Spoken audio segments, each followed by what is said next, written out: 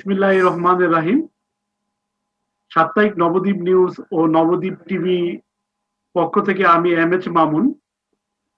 আমরা প্রতি সপ্তাহেই একটি ভার্চুয়াল টক শো করে থাকি বিভিন্ন বিষয়ের উপর, এবং বিশেষ করে এখন করোনা মহামারী, এই মহামারীর সময় আমাদের যে প্রবলেমটা ভ্যাকসিন, এবং উন্নত বিশ্বের দেশগুলো এই ভ্যাকসিনটি নিয়ে একটি রাজনীতি শুরু করেছে, এবং আমরা সেই জন্যই আজকের এই টক শোর বিষয় রেখেছি করোনা মহামারী, ভ্যাকসিন, প্যাটেন্ট এবং উন্নত বিশ্বের দেশগুলির কুটিলতা। আমাদের আজকের এই ভার্চুয়াল টক শোতে যারা অতিথি হিসাবে আছেন, প্রফেসর আনিসুজ্জামান চৌধুরী, যিনি এশিয়ান জার্নালের যুগ্ম সম্পাদক, এবং আরেকজন প্রফেসর ডক্টর জসিমউদ্দিন আহমেদ, যিনি জাহাঙ্গীরনগর বিশ্ববিদ্যালয়ের সাবেক উপাচার্য ছিলেন। আমরা দুইজন আলোচকের কাছ থেকে আজকে শুনবো যে উন্নত বিশ্বের দেশগুলি এই ভ্যাকসিন নিয়ে কি ধরনের রাজনীতি শুরু করেছে, এই বিষয়ে তাদের কাছ থেকে আমরা বিশদ আলোচনা শুনবো। তো আমি প্রথম আলোচনার সূত্রপাত করার জন্য অনুরোধ করব জাহাঙ্গীরনগর বিশ্ববিদ্যালয়ের সাবেক উপাচার্য প্রফেসর ডক্টর জসিমউদ্দিন আহমেদকে। ধন্যবাদ এম.এইচ মামুন এবং নবদ্বীপ টিভিকে। তারা মোটামুটি সারা পৃথিবীতে যখন করোনা নিয়ে একটি ক্রান্তিকাল চলছে, তখন এই ধরনের অনেকগুলো আলোচনা ব্যবস্থা করেছে। আজকে যে আলোচনা, এটি খুবই গুরুত্বপূর্ণ বিষয়ের উপর। করোনা ভ্যাকসিন নিয়ে উন্নত বিশ্বের দেশগুলো যে রাজনীতি, কুটিলতা, এটাই আমরা আলোচনায় উপস্থাপন করতে চাই। এখন পর্যন্ত সারা বিশ্বের যে করোনার ভ্যাকসিন যেটা দেওয়া হয়েছে, তা হলো প্রায় 1.06 বিলিয়ন ডোজ। এর বেশিরভাগই কিন্তু উন্নত দেশগুলি করেছে।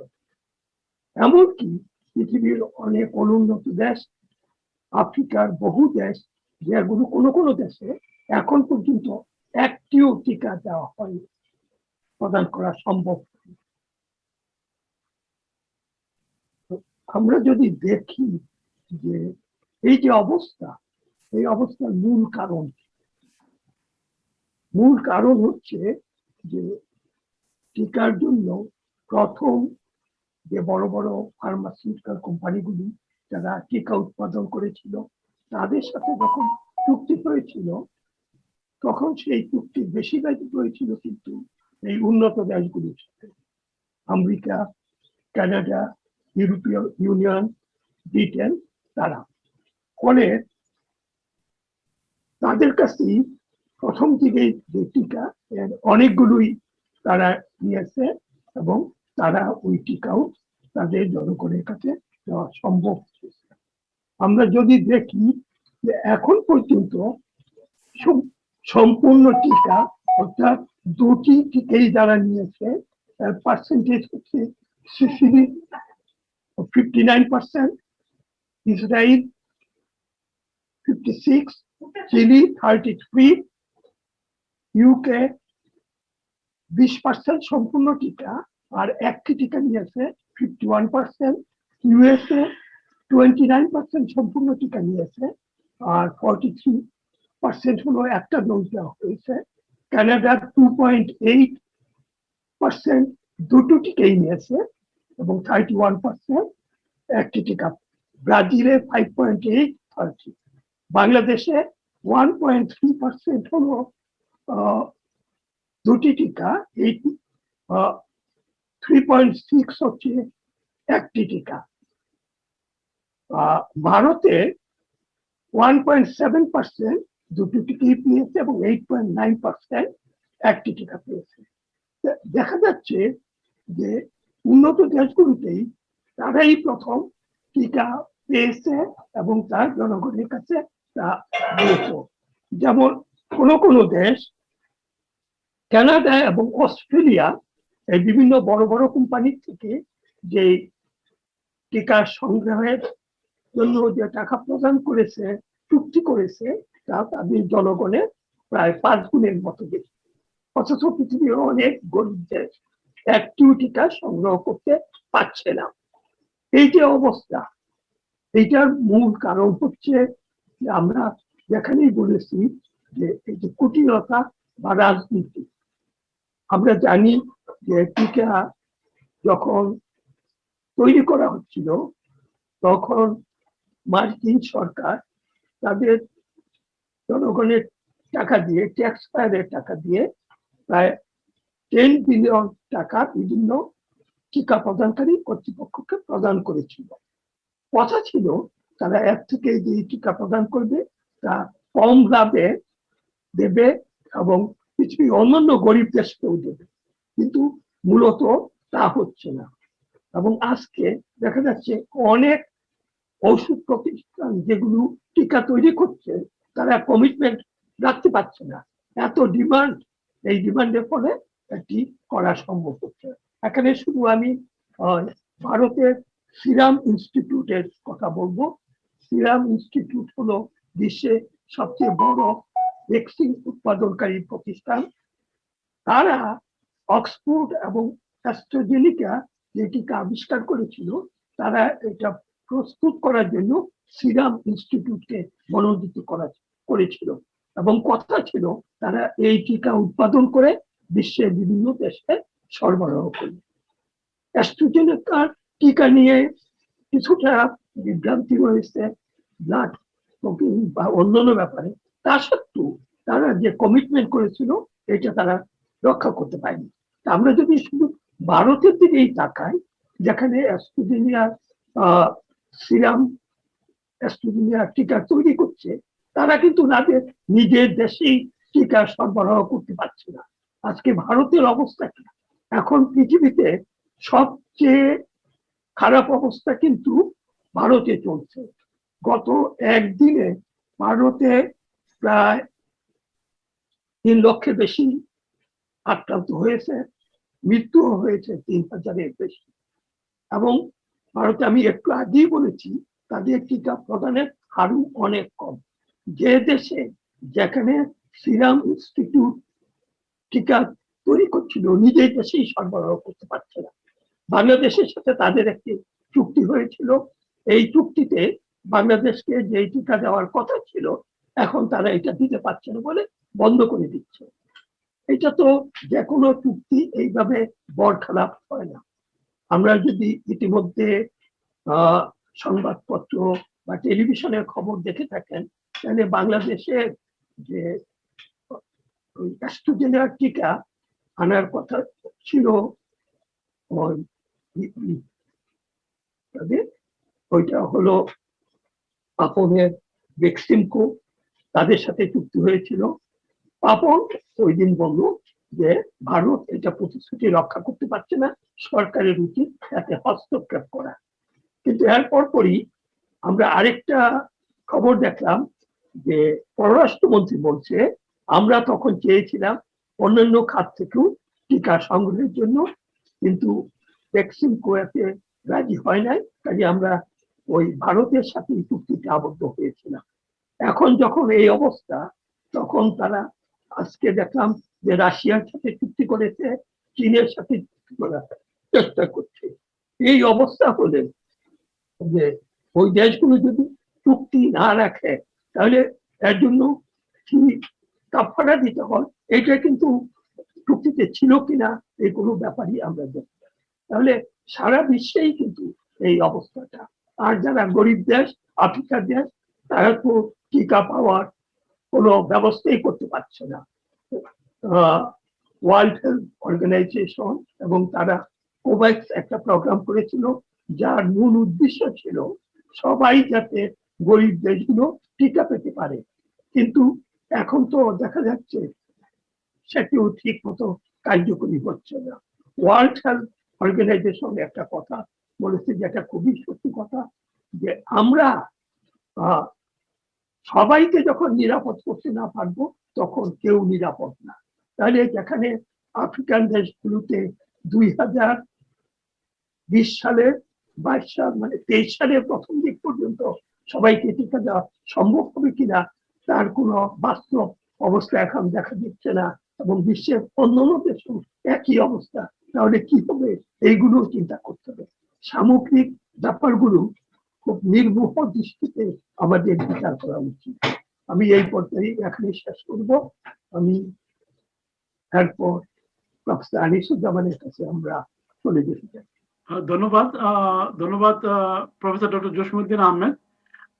সত্যিকার অর্থে এটা একটা দুঃখজনক বিষয়, যেখানে মানুষের মৃত্যুর মিছিল সারা সারা বিশ্বে, যে মহামারীতে মানুষ লাশের পর লাশ আমরা গুনছি, এবং শুধু মৃত্যুর মিছিলই বাড়ছে, কোনো কমার কোনো সম্ভাবনাই আমরা দেখি না। সেখানে উন্নত বিশ্বে সেই মৃত্যুর মিছিল থেকেও মানে রাজনীতি রেহাই পাচ্ছে না। তো এই বিষয়ে আপনি পুরো বিষয়টা আলোচনা শুনলেন, প্রফেসর জসিমউদ্দিন সাহেব আলোচনা করলেন। আমি এ পর্যায়ে আলোচনা অংশগ্রহণ করার জন্য অনুরোধ করবো প্রফেসর আনিসুজ্জামান চৌধুরীকে। ধন্যবাদ সবাইকে, সালাম। এবং যারা আমাদের আত্মীয় স্বজন বন্ধু বান্ধব এই করোনায় জীবন তাদের মারা গিয়েছেন, সবার প্রতি শ্রদ্ধা এবং তাদের আত্মার মাগফিরাত কামনা করে আমি শুরু করছি। আমার পার্সোনালি অনেক বন্ধু এবং খুব ঘনিষ্ঠ আত্মীয় স্বজন মারা গেছেন এবং অনেক অসুস্থ আছেন এখনো। যে জিনিসটা আপনি বললেন মৃত্যুর, যে কথাটা বললেন মৃত্যুর মিছিল, এটা কিন্তু গ্লোবাল লেভেলে এটাকে জেনোসাইড বলা যায়। এবং এই জেনোসাইডের পেছনে শুধু ধনী দেশগুলির রাজনৈতিক খেলা নয়, এটার পিছনে সবচেয়ে বড় মেশিন যেটা কাজ করছে সেটা হচ্ছে কর্পোরেট প্রফিট।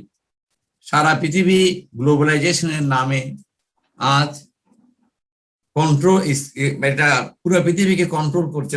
অর্থনীতি বলেন, রাজনীতি বলেন, কর্পোরেট শক্তি, বহুজাতিক কর্পোরেট শক্তি, তাদের স্বার্থে প্রত্যেকটি সরকার আজ তাদের হাতে বাঁধা, তাদের বিরুদ্ধে কোনো কাজ করার সম্ভব নয়। আমি কিছু তথ্য আপনাদেরকে দেখাতে চাই। প্রথমে স্ক্রিন শেয়ার করে, আমাকে যদি স্ক্রিন শেয়ারের চান্স দেন মামুন সাহেব, আমি এই কিছু তথ্য দেখাবো, তারপরে আমি আবার আলোচনায় চলে আসব। তো about 50% of the vaccine pre purchase করে ওরা রিজার্ভ করে রেখেছে। কিছু জসিম ভাইয়ের আলোচনায় বলেছেন এই ভ্যাকসিনটা কিন্তু সাধারণত ভ্যাকসিন বলেন, ওষুধের যে ইন্টেলেকচুয়াল প্রপার্টি রাইট, প্যাটেন্ট থাকে, এই প্যাটেন্টের পিছনে যুক্তি হচ্ছে তারা অনেক পয়সা খরচ করতে হয়, রিস্ক থাকে, এই রিসার্চ করে কোনো কিছু বের নাও হতে পারে, এবং এই রিসার্চ খুব expensive, billions of dollar, trillions of dollar যায়। সেই জন্য তাদের প্যাটেন্ট রাইট থাকতে হয়। এই প্যাটেন্ট রাইটে তারা 20 বছরের প্যাটেন্ট রাইটে তারা মনোপলি প্রফিট করে। এই মুনাফা তারা যুক্তি হচ্ছে এটা না করতে পারলে তাদের গবেষণা বন্ধ হয়ে যাবে এবং ভবিষ্যতে লাইফ সেভিং মেডিসিন, ভ্যাকসিন পাওয়া যাবে না। কিন্তু এই কোভিডের ভ্যাকসিনের পেছনে আপনার বিলিয়নস অফ ডলার এসেছে, ট্যাক্স পেয়ার্স মানি, জনগণের টাকা। এটা কোনো কোম্পানি খরচ করেনি। আমেরিকান সরকার নিজেই প্রায় 12 বিলিয়ন ডলার খরচ করেছে। এর মধ্যে অন্যান্য দেশের সরকারও প্রি পারচেজের মাধ্যমে কিংবা গবেষণার সহযোগিতার কারণে বিলিয়নস অফ ডলার তারা দিয়েছে। আমি এর নাম্বারগুলি নাইবা বললাম। এর মধ্যে আমেরিকাতে প্রায় 112 মিলিয়ন জনগণ, ওদের নাগরিক অ্যাটলিস্ট একটা ভ্যাকসিন পেয়েছে বাই 8th of April। সেটা 12 গুণ এই যে আফ্রিকার যে পপুলেশন সংখ্যা আছে সেটা আমেরিকার 4 গুণ বেশি। আফ্রিকার জনসংখ্যা 12 গুণ বেশি তার ভ্যাকসিন, আমেরিকার সিটিজেন পেয়েছেন এবং আমেরিকা যে স্টেট ডিপার্টমেন্টের স্পোর্টস পার্সন নেট প্রাইস কিছুদিন আগে যে প্রেসিডেন্ট বাইডেন ক্লাইমেট সামিট করেছে সেখানে একজনে প্রশ্ন করেছে বিকজ আমেরিকা থেকে ভ্যাকসিন এক্সপোর্ট এর উপর নিষেধাজ্ঞা আছে, ব্যান করা হয়েছে। এটা নাকি বিশ্বের জনগণের উপকারের কারণে তারা ব্যান করেছে। It is of course not only in our interest to see Americans vaccinated, it is the interest of the rest of the world to see vaccines. Americans are vaccinated. So তারা বিশ্বের প্রথম সারির নাগরিক এবং সেই জন্য তারা ভ্যাকসিনেটেড হতে পারাটা এটা বিশ্বের জনগণের জন্য সুবিধাজনক। এটা হচ্ছে তাদের ইন্টারেস্ট। এটা সেখানে কোভিক্স এর নামে যে কথা বলা হয়েছে মাত্র 2% আপনার অফ দি 2 বিলিয়ন ভ্যাকসিন তাদের ডোজ এবছর সাপ্লাই করার কথা, মাত্র এই পর্যন্ত অলরেডি 4 মাস চলে গেছে, মাত্র 2% তারা ডেভেলপিং কান্ট্রিতে বাড়তে পেরেছে। আমি কোভ্যাক্স এর উপর আরো কিছু কথা পরে বলবো। এই যে ভ্যাকসিন অ্যাপারথাইড যে কথাটা আমি বললাম, এর মধ্যে দেখেন কর্পোরেট প্রফিটের অংশ দেখেন, যেটা বললাম এই কর্পোরেট প্রফিট এই ফাইজার, মডার্না এবং আরো 11টা কোম্পানি সবাই মিলে $500 মিলিয়ন অলরেডি তারা লাভ করেছে। $500 মিলিয়ন। তার মধ্যে মডার্নার এক্সিকিউটিভ লাভ করেছে 300 মিলিয়ন, তার সিইও লাভ করেছে 98 মিলিয়ন, তাদের চিফ মেডিকেল অফিসার করেছে 50 মিলিয়ন। যেদিন ভ্যাকসিন আবিষ্কারের কথা ঘোষণা করা হলো সেদিন ফাইজারের শেয়ারের দাম 15% বেড়ে যায়, হাইয়েস্ট 12 মাসের মধ্যে। সেই দিনই ওর সিইও 60% তার যে শেয়ারের আছে সেটা সে বিক্রি করে দিয়ে $5.6 মিলিয়ন সে লাভ করেছে নিজে। একমাত্র এক্সেপশন করে নাই প্রফিট, সেটা হচ্ছে যার আবিষ্কার, যে সায়েন্টিস্টের আবিষ্কারের কারণে আজকে এরা এই ভ্যাকসিনটা করছেন, সেই যে আমরা জানি 2 জন তুর্কিশ নাগরিক, জার্মান নাগরিক তুর্কিশ, স্বামী স্ত্রী, তাদের শেয়ারের দাম 900% বেড়েছে, 900%, কিন্তু তারা একটা শেয়ারও বিক্রি করে নাই, করে তারা নিজেরা কোনো লাভবান হয়নি। এইখানেই হচ্ছে moral failure of the West. তো আমি এখন এই ভিডিও ইয়েটা তো যাই হোক, এ হচ্ছে ব্যাকগ্রাউন্ড। আমি আরেকটা তথ্য এখানে বলি, এই যে আজকে যে TRIPS, trade related intellectual property rights, WTO তে যে ট্রিপস এর আছে, সেখানে প্যাটেন্টের ব্যাপারে নিষেধাজ্ঞা আছে WTO এর মাধ্যমে। যখন ভ্যাকসিনের এবং কোভিড এর ট্রিটমেন্টের ইস্যু আসলো বিগিনিং অফ লাস্ট ইয়ার, যখন প্যান্ডেমিক শুরু হয়ে গেল, মে মাসে 2020 সালের মে মাসে WHO একটা প্রোগ্রাম নিল, সেটা হচ্ছে, এটার সংক্ষেপে নাম হচ্ছে CTAP, Covid technology acceleration programme. সেখানে ভ্যাকসিন এবং ট্রিটমেন্টের ওষুধপত্রের যে আবিষ্কার হবে তার যে formula, knowledge, technology share common পুলে থাকবে, সো দ্যাট কোনো কেউ প্যাটেন্ট ইউজ করতে না পারে এবং করে এটা সাপ্লাই বন্ধ করতে না পারে, প্রফিট করতে না পারে।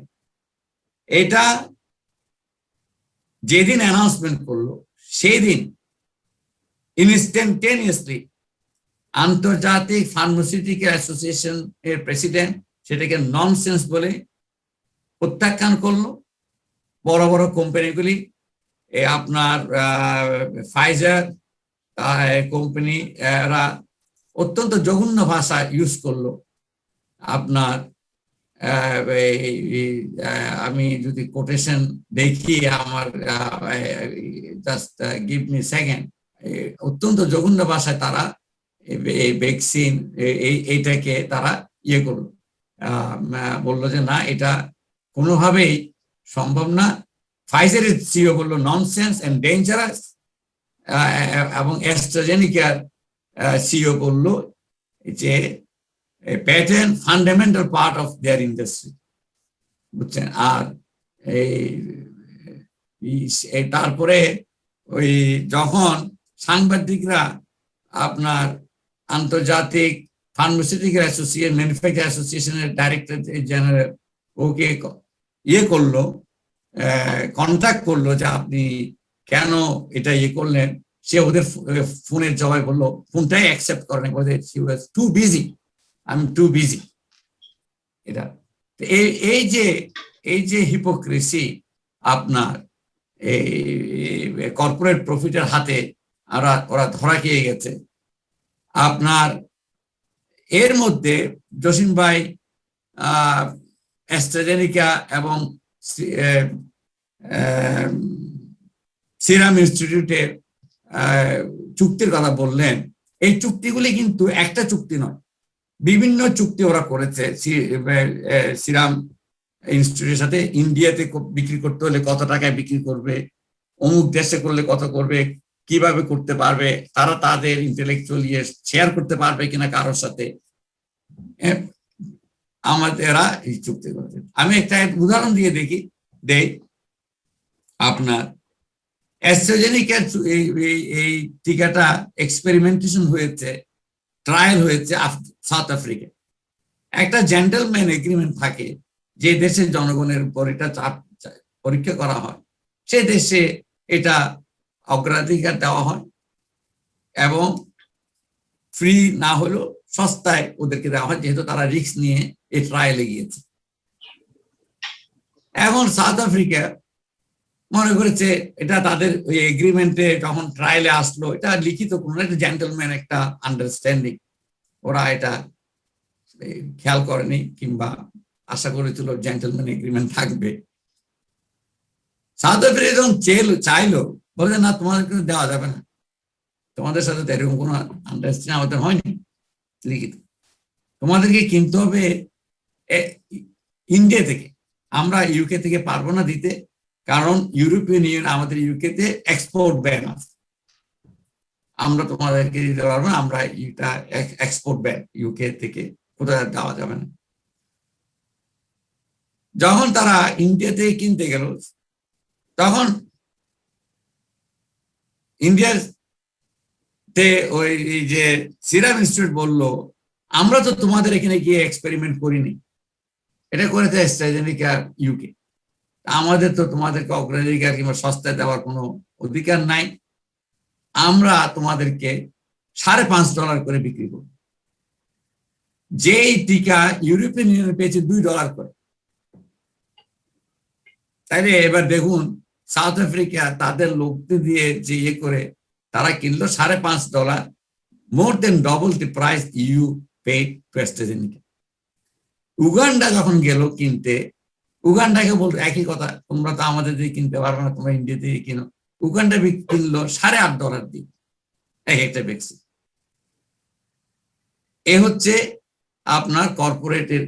তারপরে ওদিকে অ্যাস্ট্রাজেনিকা পাবলিকলি বললো, যতদিন প্যান্ডামিক থাকবে ততদিন আমরা প্রফিট করব না, আমরা অন অ্যাট কস্ট বিক্রি করব। কিন্তু প্যান্ডামিক কতদিন থাকবে সে ডেফিনিশন কিন্তু তারাই ডিক্লেয়ার করবে, সেটা WHO ডিক্লারেশনে যাবে না। তারাই তাদের মন করা আজকে থেকে প্যান্ডামিক শেষ, আমরা প্রফিট করতে পারবো। এটা তারা করেছে ব্রাজিলের সাথে এগ্রিমেন্ট। দেখেন কিভাবে বিভিন্ন সমস্যার ডিফারেন্ট এগ্রিমেন্ট করছে। এগুলি ইনভেস্টিগেটিভ সাংবাদিকরা বিভিন্নভাবে অনেকভাবে বের করেছেন, অনেকে ক্রেডিট টু দেম।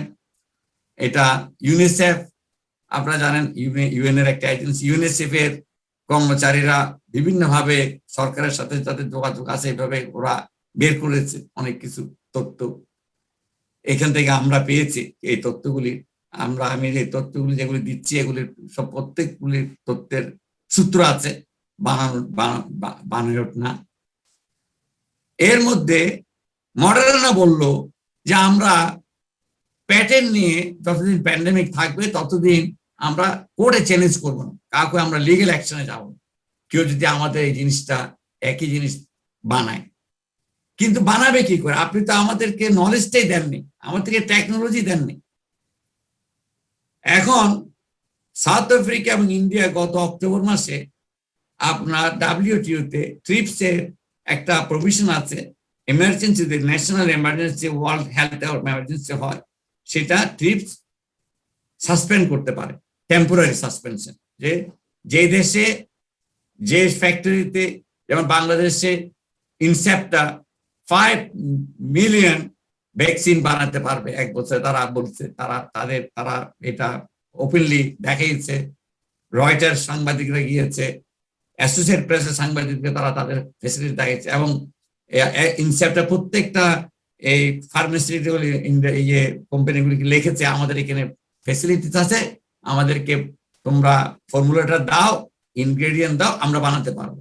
কিন্তু রিফিউজ, এরকম অনেক দেশকে তারা রিফিউজ করেছে, দিচ্ছে না। এ দিয়ে বলছে আমরা প্যাটার্ন এনফোর্স করবো না, ভনিতা জিনিস। এখন এটাই আমার পরে আবার আসবো। আমি আর লাস্ট একটা পয়েন্ট বলতে চাই, এই ট্রিপ যখন আপনার সাসপেনশনের জন্য রিকোয়েস্টটা আসলো, সেখানে আপনার WTO-তে আজ পর্যন্ত এটা অ্যাপ্রুভ হয় নাই। প্রত্যেকটা ধনী দেশ এটা বিরোধিতা করেছে। EU হচ্ছে সবার আগে, followed by US, followed by UK, Canada আপনার ফ্যান্সে বসে আছে, হাও বলছে না, নাও বলছে না। এরা এই কর্পোরেট, কিন্তু তাদের নিজের দেশে ওরা প্যাটার্ন সাসপেনশনের আইন আছে, নিজেদের দেশে আইন আছে যে আমাদের যখন প্রয়োজন হবে আমরা প্যাটার্ন সাসপেনশন করতে পারবো। এবং এই আইনকে তারা আবার এই লাস্ট ইয়ার এক্সটেন্ড করেছে, আরো শক্তিশালী করেছে তারা। আপনার শুধু প্যাটার্নটা এক্সিস্টিং লাইন আছে, যেমন আমেরিকাতে ওরা ওয়ার ল একটা ওদের আছে, এই যুদ্ধকালীন এমার্জেন্সি ল আছে, এই ল অ্যাপ্লাই করে তারা, যেটা দিয়ে তারা ওই যে এক্সপোর্ট ব্যান এসব করেছে। এবং প্যান্ডামিকের শুরুতে ওরা ওই যে মাস্ক টাস এগুলি অন্যান্য তাদের কোম্পানিরা যারা অন্য জায়গায় পাঠাচ্ছিল ওগুলিকে সমুদ্র থেকে, হাই সি থেকে ওরা স্টপ করে ফিরিয়ে আনছে। একটা শিপমেন্ট থাইল্যান্ড থেকে নিয়ে গেছে, তারা ব্যাক করেছে আমেরিকাতে। এগুলি ওদের যুদ্ধকালীন ইমার্জেন্সি এগুলি হয়েছে। তারা আমেরিকাতে যে এক্সপোর্ট ব্যান দিয়েছে, ইউকেতে ল আছে, এবং ইউ অলরেডি তারা থ্রেটেন করেছে। আপনারা জানেন ইউ এর সাথে অ্যাস্ট্রাজেনিকার অনেকগুলি বাকবিতণ্ডা হয়েছে, এবং তারা বলেছে তোমরা যদি আমাদের এখানে আগে সাপ্লাই না করো তাহলে আমরা তোমাদের লাইসেন্স প্যাটার্ন সাসপেন্ড করে আমাদের এখানে কম্পালসারি তোমাদেরকে প্রডিউস করতে হবে এবং শেয়ার করতে হবে, এবং এক্সপোর্ট ব্যান তারা ইম্পোজ করেছে। আজকে যে ভারতে এবং অন্যান্য দেশে যে হঠাৎ করে যে বেড়ে গেছে, এটা অনেকে প্রেডিক্ট করেছে, এবং এটা উন্নত বিশ্বে গিয়েও পড়বে। এটা কারণ হচ্ছে বিভিন্ন ভেরিয়েন্ট। এখন এই যে আপনার এই virus is ahead of the vaccine, ahead of all the treatment. কারণ বিভিন্ন জায়গায় আমরা যত ডিলে করছি, জসিম ভাই বলেছেন WHO যুক্তি, সবাই যদি আমরা নিরাপদ না হতে পারি, কেউ নিরাপদ হবে না। এই ভ্যাকসিন, এই ভাইরাস ভ্যাকসিনের আগে চলে গেছে, মিউটেটেড হয়ে বিভিন্ন ভেরিয়েন্ট, একটা না। যেমন মনে করুন ব্রাজিলের সাথে ইউকের ভেরিয়েন্টের মিউটেশন হয়ে গেছে, ইউকের সাথে আপনার সাউথ আফ্রিকার মিউটেট হয়ে গেছে, ডবল ট্রিপল মিউটেশন হয়ে গেছে। এবং এই ভ্যাকসিন, এই ভাইরাস এখন অত্যন্ত ডেঞ্জারাস, এবং এই মৃত্যুর হার আরো বাড়বে। এটাকে আমি যেটা বলেছি, এটাকে গ্লোবাল লেভেলে, শুধু অ্যাপার্থাইড না, বর্ণ বৈষম্যবাদ না, গ্লোবাল লেভেলে আজকে কর্পোরেট প্রফিটের হাতে আমরা জেনোসাইড করছি। আমি আপনাদেরকে নাম্বারগুলি দেখাচ্ছি। এক প্রকার বলা চলে যে উন্নত দেশগুলোর কাছে আমরা জিম্মি হয়ে পড়েছি। কোথায় তাহলে মানবতা? আজকে প্রশ্ন তো উঠা উচিত যে আমাদের মানবতা আজ বিপন্ন এই উন্নত কর্পোরেট হাউসগুলোর কাছে। তো এ পর্যায়ে আমি অনুরোধ করব প্রফেসর ডক্টর জসিমউদ্দিন আহমেদকে। ধন্যবাদ। আমি প্রফেসর আনিসুজ্জামানের কথা সূত্র ধরে দুটি পয়েন্টে প্রথম আলাপ করতে চাই। যে মার্কিন প্রেসিডেন্ট বলেছে যে আমেরিকাকে প্রথম নিরাপত্তা দিতে হবে, তাহলে পুরো বিশ্ব নিরাপদ হবে। এইটি একটি সম্পূর্ণ ভুল ধারণা। কারণ পৃথিবী বা কোনো দেশই, পৃথিবীর কোনো দেশই এখন বিচ্ছিন্ন দ্বীপ নয়। ধরা যাক আমেরিকার সবাই ভ্যাকসিনেটেড হয়ে গেল, সবাই তো হতে পারবে না যে এই অবস্থা চলছে। এর মধ্যে পৃথিবীর অন্য দেশে, যেমন ভারতে এখন যে স্ট্রেনটা দেখা দিয়েছে, এটা খুব দ্রুত ছড়ায় এবং মরণঘাতী।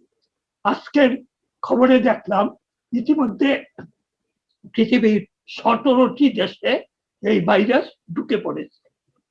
তাহলে যে WHO যে কথাটি বলছে এইটাই সত্যি কথা। আমরা তখনই নিরাপদ হতে পারবো যখন সবাই নিরাপদ হতে পারবে। অর্থাৎ সবাই যখন ভ্যাকসিন পাবে তখন পৃথিবীর সবাই নিরাপদ হবে। সবাই ভ্যাকসিন পেতে হলে শুধু আমেরিকা বা ধনী দেশগুলো, যেখানে পৃথিবীর এই ধনী দেশগুলোতে আমেরিকা, কানাডা সহ এবং ইউরোপীয় ইউনিয়ন পৃথিবীর মাত্র 11% লোক বাস করে। আর পৃথিবীর বাকি যেখানে 87 থেকে 89% লোক যেখানে বাস করে, তাদের কথা কি চিন্তা করতে হবে না পৃথিবীতে? তাহলে আমরা যেখানে ওই জাতিসংঘের কথা বলছি, WHO এর কথা বলছি, যেখানে বিশ্ব গ্লোবাল ভিলেজ হিসেবে চিন্তা করার কথা বলছি, এখানেও তো এর কোনোটাই কার্যকর হচ্ছে না। এই ধারণা ধনী দেশগুলোকে ত্যাগ করতে হবে। যেমন একই নিয়ে শুধু ভ্যাকসিন না, বিভিন্ন সময়ে এইগুলো নিয়ে ধনী দেশগুলোর সাথে উন্নয়নশীল এবং যা দরিদ্র দেশ, ওদের সংঘাত সবসময় ছিল এবং ভবিষ্যতে থাকবে। ডক্টর আনিসুজ্জামান আরেকটি কথা বলেছেন যে ভ্যাকসিন তৈরির সক্ষমতা।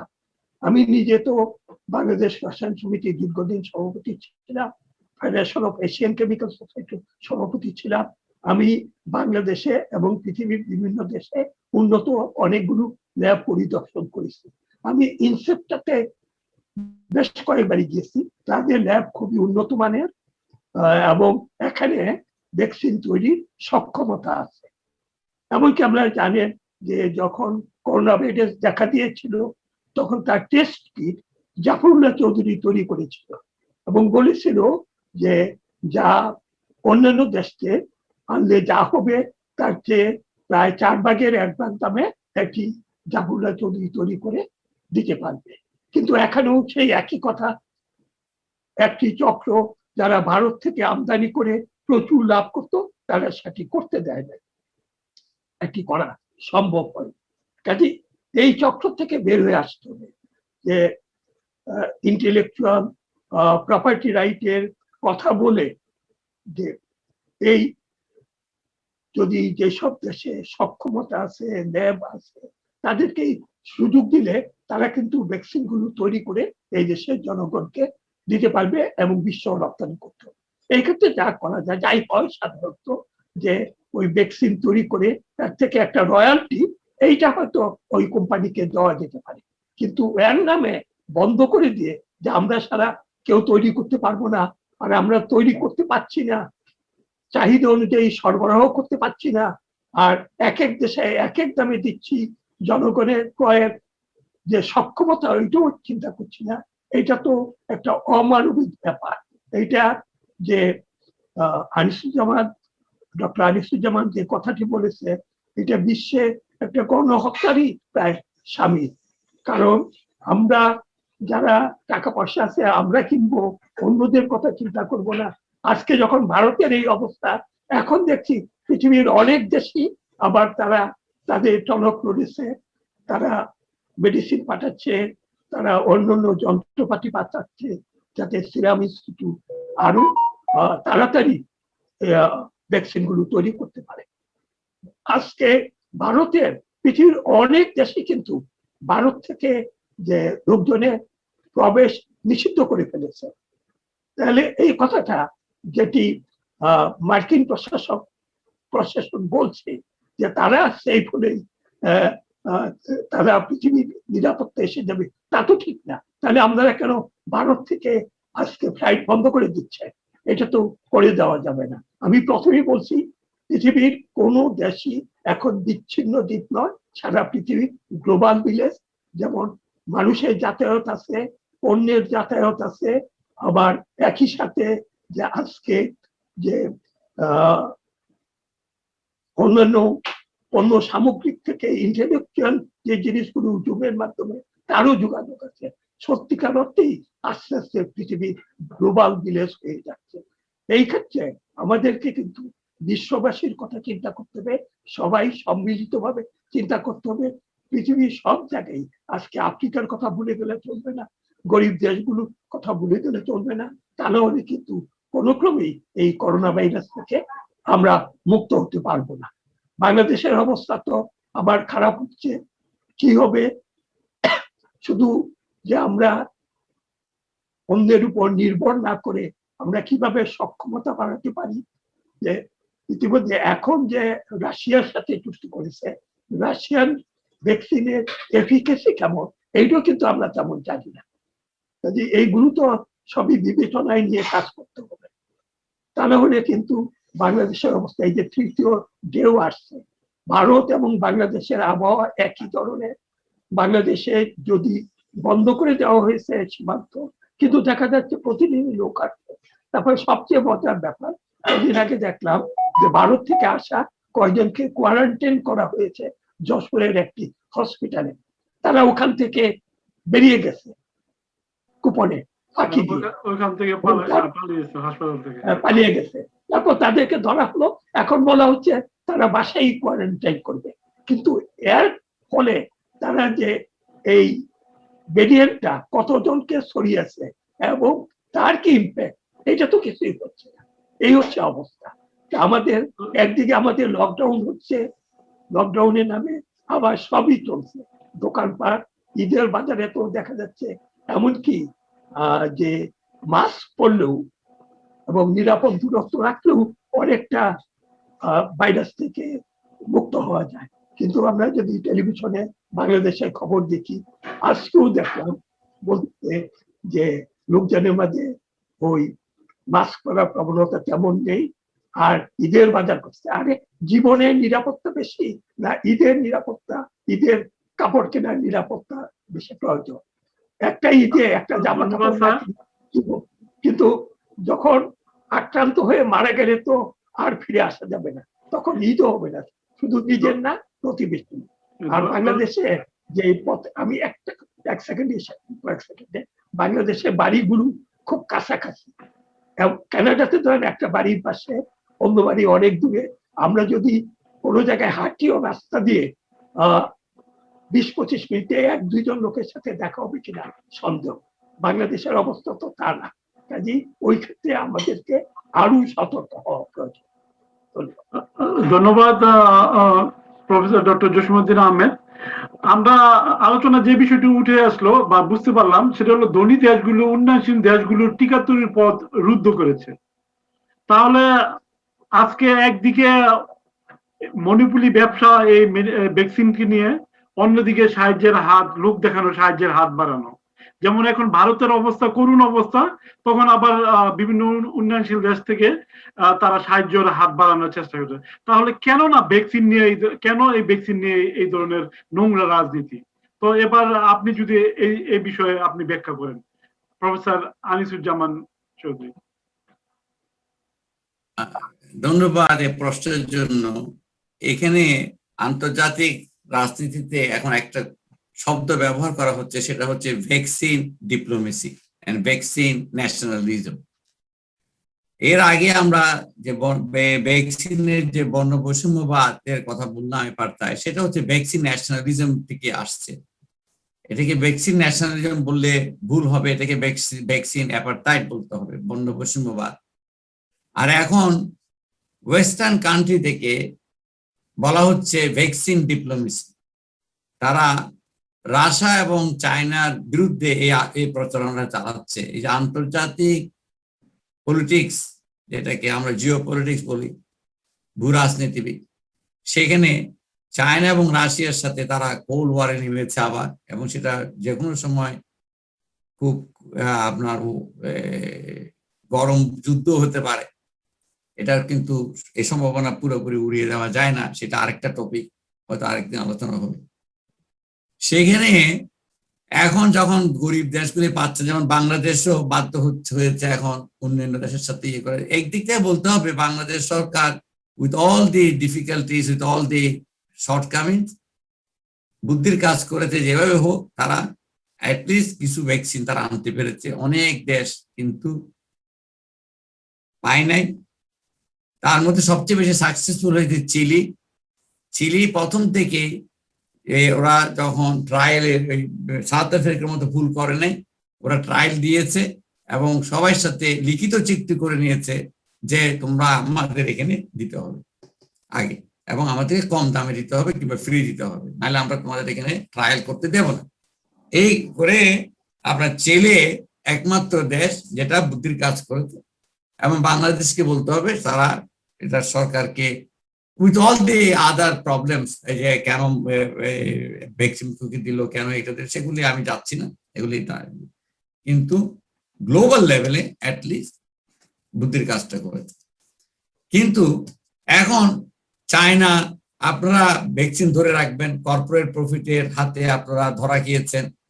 সেখানে এই সুযোগে চায়না এবং রাশিয়া আফ্রিকাতে এবং ল্যাটিন আমেরিকাতে তারা ভ্যাকসিন পাঠাচ্ছে। সেখানে এখন আপনারা বলছেন China and Russia vaccine diplomacy করছে, আপনারা দিবেন না আর আমরা ভ্যাকসিন বিক্রি করতে ওখানে দিয়ে পাঠাতে পারবো না, এটা তো হতে পারে না। এটা ভ্যাকসিন আপনারা যখন এখন সাহায্যের হাত বাড়াই দিচ্ছেন, এটা কি ডিপ্লোমেসি না? আপনি যদি ভ্যাকসিন যদি আজকে আমি যেটা বললাম, আর এখন ভ্যাকসিন যে যারা নিল এই ভ্যাকসিন আর কাজ করবে কিনা সন্দেহ। আজকে সকালে অস্ট্রেলিয়াতে নিউজ, ভ্যাকসিন নেওয়ার পর লোক মারা গেছে এবং এরা ইনভেস্টিগেট করছে। এটা আজকে সকালে নিউজ, আমি ফজরের নামাজ পড়ে আসার সময় রেডিও ছাড়লাম, গাড়িতে বললো যে সরকার ভ্যাকসিন প্রোগ্রাম স্লো ডাউন করছে, কারণ ভ্যাকসিন দেওয়ার পর সাথে সাথে লোক মারা গেছে।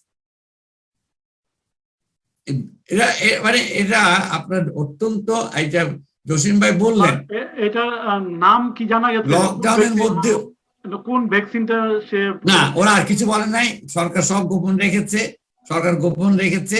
এবং শুধু সাংবাদিকরা বললো যে সরকার একটু স্লো ডাউন করতে চাচ্ছে, এটা ইনভেস্টিগেশন করবে। আর আমি যেহেতু রেডিও নিউজ, ওরা এক লাইন দু লাইন বলে, আমি এটা পরবর্তীতে আরো হয়তো জানবো, এটা আজকে সকালের নিউজ। এই যে বললেন যে আপনার ভ্যাকসিন ডিপ্লোমেসি, এটা হচ্ছে।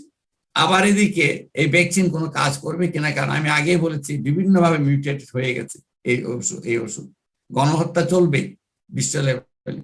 এবং যে জসিম ভাই বললেন মানুষ বাজার করছে, ঈদের বাজার করছে, লকডাউন আনছে, মানুষের জীবিকা, সরকার এখানে পৃথিবীর সব দেশে গরিব লোকের কাছে, কিছু কিছু দেশ যেমন ভিয়েতনাম, ভারতের কেরালা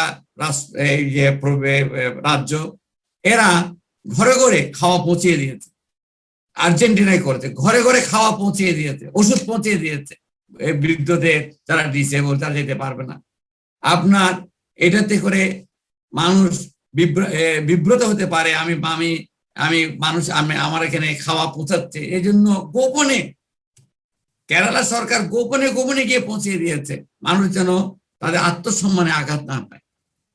আপনার সরকার জনমুখী যদি হয়, তাহলে আপনি লকডাউনও করতে পারবেন, আপনি জীবনও বাঁচাতে পারবেন, জীবিকা। আপনি এখন আপনি মানুষের জীবিকা, আপনি যে রিলিফ দিচ্ছেন, আপনি যে বিজনেসকে রক্ষা করতেন, সব এই টাকা সরকারের টাকা যাচ্ছে একই, আবার সেই বড় বড় পুঁজিবাদ, বড় বড় কোম্পানি, বড় বড় আপনার স্মল বিজনেস কোনো সুযোগ পাচ্ছে না। কারণ তাদের ওই বিভিন্ন এই যে রিকোয়ারমেন্ট আছে এটা পাওয়ার জন্য এগুলি ফুলফিল করতে তারা পারবে না। গরিব লোকরা যারা দিন মজুর, দিনে খেটে দিনে তারা যারা ডেইলি ইনকামের নির্ভর করছে, রিক্সাওয়ালা, আপনার এরা আপনি কিভাবে বাঁচবে আপনি যদি ওদেরকে জীবিকা না দেন? ওদের কাছে মৃত্যু ওদের কাছে অভিঘাত, এটা ওদের জীবনের সঙ্গী। ওরা হয়তো করোনায় ধুকে ধুকে মরবে অথবা দারিদ্র্যে ধুকে ধুকে মরবে। অল দি সেম সাউথ আফ্রিকাতে গুলি হয়েছে, আপনার খাদ্যের আন্দোলনের যারা যখন বেরিয়েছে গুলি করেছে, শ্রমিকরা বলেছে, সাধারণ মানুষ বলেছে আমরা তো এমনি মারা যাব, বরং গুলি খেয়ে মরলে আমাদের জন্য ভালো, কারণ আমাদের ধুকতে হবে না। We prefer to die of bullet shot than suffering এবং ধুকে ধুকে মরা। এখন মানুষ ওইটাকে তাহলে মানে এক কথায় কি আমরা বলতে পারি না WHO মানে ওয়ার্ল্ড হেলথ অর্গানাইজেশন তারা ব্যর্থ? তারা ব্যর্থ। WHO আপনারা মনে রাখবেন, WHO বলেন, UN বলেন, এরা they are run by the member states. Member states যদি ওদেরকে পাওয়ার না দেয়, ওদের নিজস্ব কোনো পাওয়ার নাই। মেম্বার স্টেটসে কারা? যারা শক্তিশালী মেম্বার, আপনারা জানেন ভ্যাটো আছে, এটা আছে, সেটা আছে, হ্যাঁ, ওরা কন্ট্রোল করে। এবং আমি যেটা বলছি সেখানেও কর্পোরেট আপনি এখন এই বিভিন্ন দেশের সাবস্ক্রিপশন আছে, চাঁদা আছে, ওদের পয়সা দিয়ে চলে।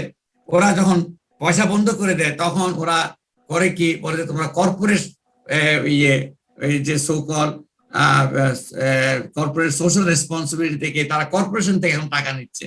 যখন কর্পোরেশন থেকে টাকা নেয় তখন তাদের নিজস্ব কোনো আর থাকে না, স্বাধীনতা থাকে না, স্বাধীনতা থাকে না। আজকে এই যে বললাম কর্পোরেট প্রফিট, এখন আপনি দেখেন বলতে পারেন মানুষ মারা যাচ্ছে। এই যে বাংলাদেশে এই করোনার মধ্যে, রোজার মধ্যে শ্রমিকরা তাদের বেতনের দাবি করাতে 6 জন শ্রমিককে আপনি মেরে ফেলেছেন, কোনো প্রতিবাদ নাই। আপনি এই করোনার সুযোগে বিভিন্ন রকম আইন করে পৃথিবীর সব দেশে, আপনি অবাক হয়ে যাবেন, যুক্তরাজ্যের মতো দেশে, যেটা মানে আপনার সূতিকাগার বর্তমান পার্লামেন্টের গণতন্ত্রের সূতিকাগার, সেখানে একটা ল পাস হয়েছে রিসেন্টলি, সেটা হচ্ছে অ্যান্টি প্রটেস্ট ল। আপনি মিছিল বের করতে পারবেন না, প্রটেস্ট করতে পারবেন না, কারণ সেটা নয়েজ ক্রিয়েট করে। পুলিশ বন্ধ করতে পারবে, বিকজ আপনি ওই নেইবারদের অসুবিধা করছেন। এই আইন পাস হয়েছে পার্লামেন্টে ডিবেট না হয়ে। খেয়াল করেন, did not even go through the parliament, এই আইন তারা পাস করেছে। শুধু বাংলাদেশে ডিজিটাল আইনের বিরুদ্ধে বললে হবে না, সারা পৃথিবীতে আজকে এটার সুযোগে। এই যে ভারতে এরকম অবস্থায় ওরা করেছে যে কোনো সোশ্যাল মিডিয়াতে মৃত্যুর হার এবং সরকারের কোনো পলিসি নিয়ে কোনো কথা বলা যাবে না, তাদেরকে অ্যারেস্ট করা হবে।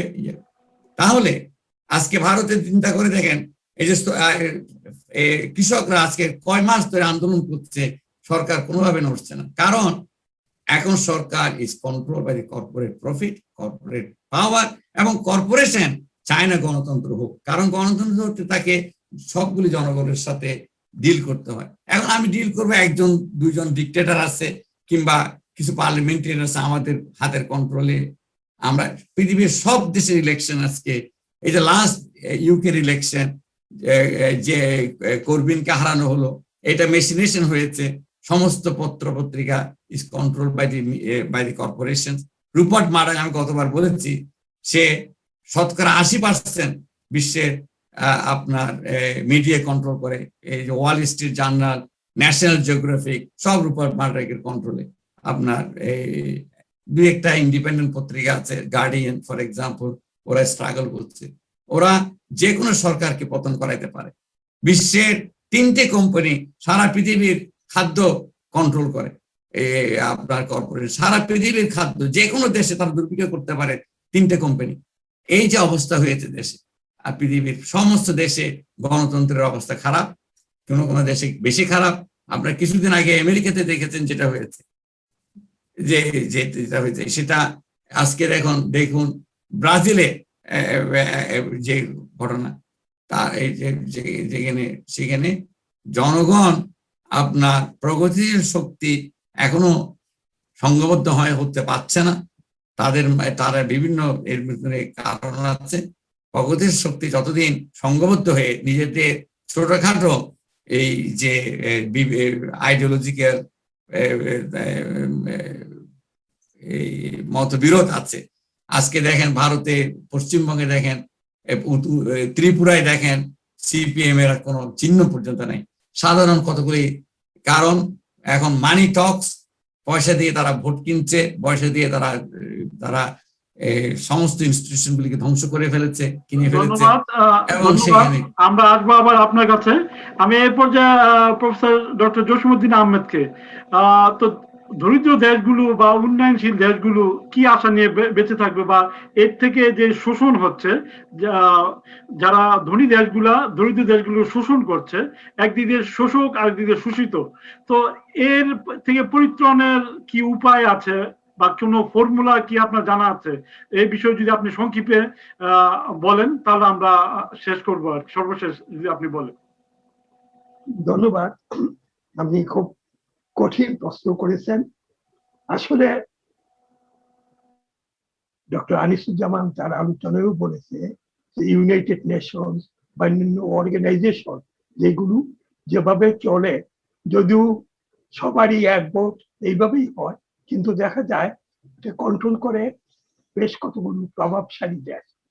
এমনও দেখা যায় অনেক সময় কোনো ইস্যুতে উন্নয়নশীল দেশগুলো তাদের উপর নিবৃত্তি চাপ দেওয়া হয়, যদি আমার এই ইস্যুতে আমার বিরুদ্ধে ভোট দেওয়া হয়, তোমাদেরকে যে সাহায্য দিচ্ছি এটা বন্ধ করে দেওয়া হবে। তাহলে কিন্তু তারা দেয় না। ফলে যদিও বলা হয় যে সবাই সম্মিলিতভাবে চেষ্টা করলে সম্ভব, এটা কিন্তু অনেক ক্ষেত্রেই সম্ভব হয় না এই কারণে। আর এখানে যে জিনিসটি আইসলাম সাহেব একটা গুরুত্বপূর্ণ ব্যাপার বলেছিলেন যে আমরা তো জানেন আমরা এখানে কানাডাতে আছি, কানাডা সরকার এই লকডাউন অন্যান্য সময়ে যাদের কোনো কাজকর্ম নেই তাদের কিন্তু মাসিক একটা ভাতা দিচ্ছে, তাই না? কিন্তু বাংলাদেশে এই যারা দরিদ্র জনগোষ্ঠী তাদের কাছে তেমন কোনো টাকা পৌঁছে নেই। দেওয়া হচ্ছে কাদেরকে? গার্মেন্টস মালিকদেরকে। তারা এমনি তো লাভ করছে, তারা শ্রমিকদের ঠিক মতো বেতন দিচ্ছে না, তারা বাইরে টাকা পাচার করছে আবার নিয়ে আসছে, তাদেরকেই বারবার অনুদান দেওয়া হচ্ছে। কাজেই ঠিক জায়গায় কিন্তু টাকাগুলো দেওয়া হচ্ছে না। কাজেই যদি আমাদেরকে এই জনগণকে করোনার থেকে বাঁচার জন্য উৎসাহিত করতে হয়, তাহলে কিন্তু তাদের কাছে খাদ্য বা আর্থিক সহায়তা পৌঁছতে হবে। আর এটা খুবই দুঃখজনক ব্যাপার, যেটা আনিসুজ্জামান সাহেব উল্লেখ করেছে, যে চিটাগাংয়ে শ্রমিকরা তাদের কর্মঘণ্টা কমানো এবং ভাতা বাড়ানোর দাবিতে যখন আন্দোলন করছিল, তখন পুলিশের গুলিতে 6 জন নিরীহ কর্মী তারা মারা গেছে। এই ধরনের অবস্থা তো চলতে পারে না। একটা দেশে সবার জন্যই কিন্তু আইন থাকবে, সবাই যাতে মোটামুটি ভাবে ভালোভাবে চলতে পারে ওই চেষ্টাই করতে হবে। আমরা শুধু যদি ধনীদের কথা চিন্তা করি, তাহলে আমরা বারবার বলি স্বাধীনতার চেতনার কথা। স্বাধীনতার চেতনা তো তাই ছিল না যে গরিব মানুষের মুখে হাসি ফুটানোর, তো স্বাধীনতার চেতনা একটা অন্যতম উদ্দেশ্য ছিল। আজকের আলোচনায় যেটি মূলত উঠে আসছে যে এই ভ্যাকসিন নিয়ে যে আন্তর্জাতিক রাজনীতি বা ছল চাতুরি চলছে, তা থেকে উন্নত দেশ এবং গরিব দেশের জনগণকে রক্ষার জন্য অবশ্যই সবাই এগিয়ে আসতে হবে। আর যে আমরা জানেন WHO কথা উঠেছে, যখন ট্রাম্প প্রেসিডেন্ট ছিল শেষের দিকে সে WHO-তে যুক্তরাষ্ট্র বছরে যে চাঁদা দিত ওইটা বন্ধ করে দেয় এবং তার WHO থেকে বেরিয়ে আসে। এই ছিল অবস্থা। পরবর্তীকালে বাইডেন প্রেসিডেন্ট নিযুক্ত হওয়ার পর আর WHO-তে ফিরে গেছে এবং এই অনুদানের টাকাও দেওয়া শুরু করে। এই চাপগুলো কিন্তু থাকেই এবং বড় বড় দেশগুলো এইভাবে বাধ্য করে। ডব্লিউএইচও ঠিক মতো তাদের চাহিদা মতো কাজ করতে পারছে না। তবে ওখানে তাদের এই কথাটি আমি আবার জোর দিয়ে বলতে চাই যে আমরা যখন সবাই নিরাপদ হব, তা না হলে কেউ নিরাপদ হব না। এই লক্ষ্যেই কিন্তু সবাইকে কাজ করতে হবে। বিশ্বব্যাপী আমরা এই করোনা ভাইরাসকে মোকাবেলা করতে হলে এই লক্ষ্যেই এগিয়ে যেতে হবে। ধন্যবাদ স্যার। আমরা সময় কমে আসছে। আমি এই পর্যায়ে সর্বশেষ বক্তব্য রাখার জন্য বা আলোচনা অংশগ্রহণ করার জন্য প্রফেসর আনিসুজ্জামান চৌধুরীকে অনুরোধ করব যে আপনি নবদ্বীপের দর্শকদের এবং এই যে আমাদের হতাশার কথা আমরা শুনলাম, যে ভ্যাকসিন নিয়ে যে নোংরা রাজনীতি যে শুরু হয়েছে, এর থেকে স্যারও কিছু আলোচনা করলেন, এর থেকে কিভাবে পরিত্রাণ হওয়া যায় বা আমরা কি আশা নিয়ে আমরা আগামী দিনে চলবো, যেভাবে মহামারী কঠিন থেকে কঠিনতর হচ্ছে এবং মৃত্যুর মিছিলও থামছে না। আমরা একদিকে মৃত্যু, আরেকদিকে ভ্যাকসিন নিয়ে রাজনীতি, এবং এটার কি উপায়ও আমরা খুঁজে বের করতে পারছি না, যে এবং বিশ্ব সংস্থাগুলো আজ ব্যর্থ, WHO এর মতো সংস্থাগুলো আজ ব্যর্থ রূপান্তরিত হয়েছে। তো আমরা কিভাবে অগ্রসর হব, আপনি যদি সংক্ষেপে আলোকপাত করেন এবং আজকের পুরো জিনিসটাই, ধন্যবাদ, পুরো জিনিসটা রাজনৈতিক। আমি গত বছর 2020 সালে এই যে মহামারী শুরু হওয়ার ঠিক পূর্ববর্তীতে আমি তখন বাংলাদেশে ছিলাম, সেখানে নিউ এজের সাথে আমার একটা ইন্টারভিউ হয়েছিল।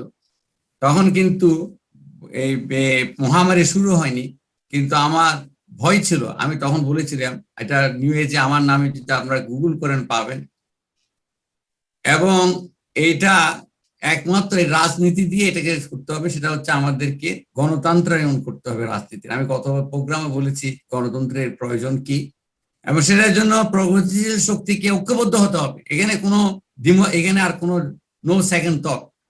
প্রগতিশীল শক্তি যতদিন হতে পারবে না, এখানে কোনো আশার বাণী নাই। আর আপনার এইভাবেই চলবে, আরো ক্ষতি হবে। আমি দ্বিতীয় বিশ্বযুদ্ধের আগের অবস্থায় যে আমরা যে ছিলাম, এটা বিশ্বযুদ্ধের দিকে ঠেলে দিয়েছে।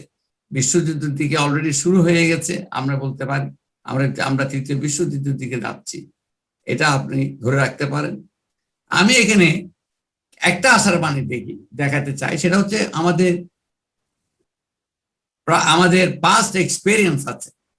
যেমন আমরা কি করে স্মল পক্স আজকে ইরিডিকেট করেছি,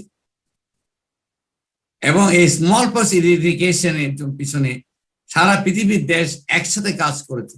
সেখানে সোভিয়েত ইউনিয়ন এবং যুক্তরাজ্য কোল্ড ওয়ারের চরম পর্যায়েও তারা কোঅপারেট করেছে একজন আর। এবং সোভিয়েত ইউনিয়নের প্রস্তাবে সাড়া দিয়ে আমেরিকা ফান্ড করেছে, আমেরিকা কিন্তু প্রস্তাবটা এসেছিল সোভিয়েত ইউনিয়ন থেকে, টু ইরিডিকেট উইদিন 10 years।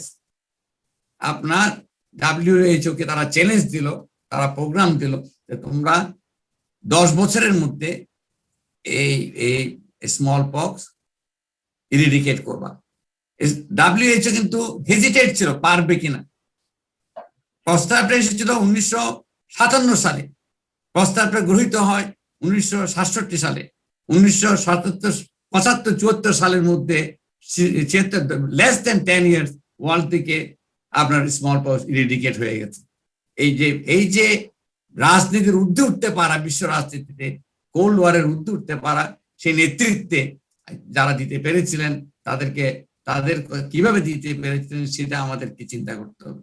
এই কর্পোরেট প্রফিটকে কন্ট্রোল করতে না পারলে আপনি এটা আসবে না। দ্বিতীয়, আপনি দেখেন পোলিও ভ্যাকসিন যিনি আবিষ্কার করেছিলেন সাল্ক, ওনাকে বলা হলো এইটার প্যাটেন্ট কার। উনি হেসে বললেন, can you patent sunlight? Can you patent sunlight? কি ধরনের একটা কথা, আপনার গুগল করলে পাবেন ওনার এই ইন্টারভিউটা। তো উনি তখন বললেন, it is people's vaccine, it's owned by it's patented by the people.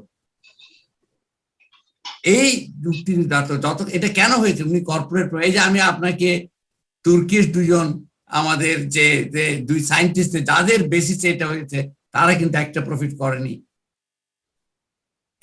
কিন্তু প্রফিট করেছে কারা?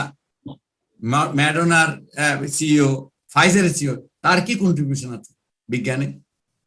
এই প্রশ্নটা তুলতে হবে। কারা তুলবেন?